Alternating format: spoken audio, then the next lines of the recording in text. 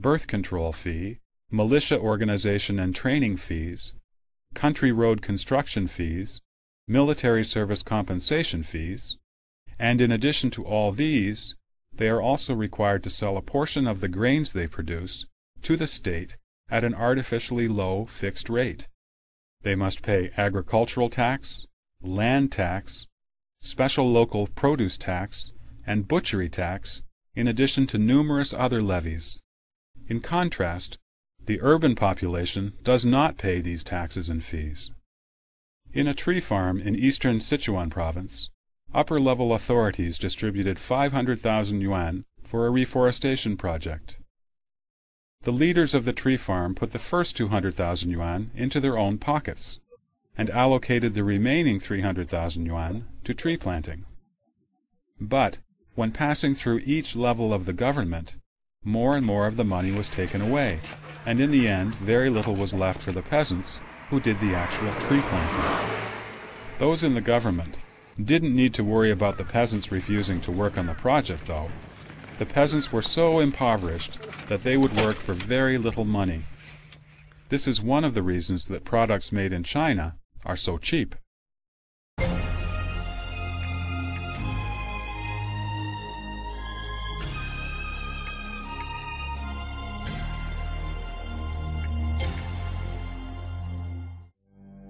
Many people believe that trade with China will promote human rights, freedom of speech, and democratic reform in China. After more than a decade, though, it is clear that this assumption is only wishful thinking. A comparison of the principles of doing business in China and in the West provides a good example. The fairness and transparency of Western societies are replaced in China by nepotism, bribery, and embezzlement. Whether China decides to buy new aircraft from France or the United States depends on which country keeps quiet on the CCP's human rights issues. Many Western businessmen and politicians are driven and controlled by economic profits from China. Some information technology companies from North America have supplied specialized products to the CCP to block the Internet. In order to gain entry to the Chinese market, some Internet websites have agreed to censor themselves and filter out information disliked by the CCP. This huge blood transfusion to the CCP economy from foreign capital is very apparent. But in the process of investment, foreign capital did not bring with it the concept of democracy, freedom, and human rights as fundamental principles for the Chinese people. In its propaganda, the CCP boasts about the unconditional cooperation and even flattery given by foreign investors and foreign governments for the CCP. By making use of China's superficial economic prosperity, CCP officials have become extremely adept at colluding with businesses to divide state wealth and block political reforms.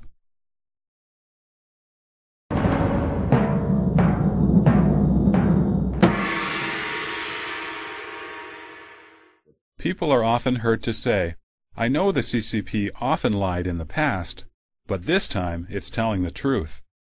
Ironically, in retrospect, this was what people would say each time the CCP made a grave mistake in the past. This reflects the ability the CCP has acquired over the decades to use lies to fool people.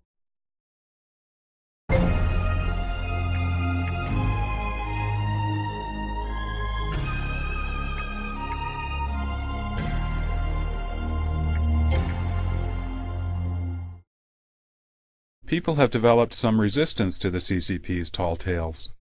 In response, the CCP's fabrication and propaganda have become more subtle and professional. Evolving from the slogan-type propaganda of the past, the CCP's lies have now become more refined and subtle. Particularly under the conditions of the information blockade the CCP has erected around China, it makes up stories based on partial facts to mislead the public, which is even more detrimental and deceptive than the tall tales. Consider how CCTV News reported on SARS in the beginning of April 2003. 在中国人民的，包括广东人民的生活生产的秩序是正常的。 At that time, the outside world suspected that China had hidden information about the epidemic. But CCP reports told the following story. As soon as SARS appeared, governments at central and local levels mobilized experts to give timely treatment to patients, who were later discharged from hospitals upon recovery. Troublemakers have been frightening people into stockpiling goods to avoid having to go out if the disease becomes widespread. The government has wasted no time to stop these rumors and is taking steps to prevent their spread so that social order can be effectively ensured. A very small number of anti-China forces groundlessly suspect a cover-up by the Chinese government. Most countries and people do not believe these rumors, though. The upcoming Guangzhou Trade Fair will have the largest participation ever from businesses around the world. Tourists from overseas have confirmed that it's safe to travel in China.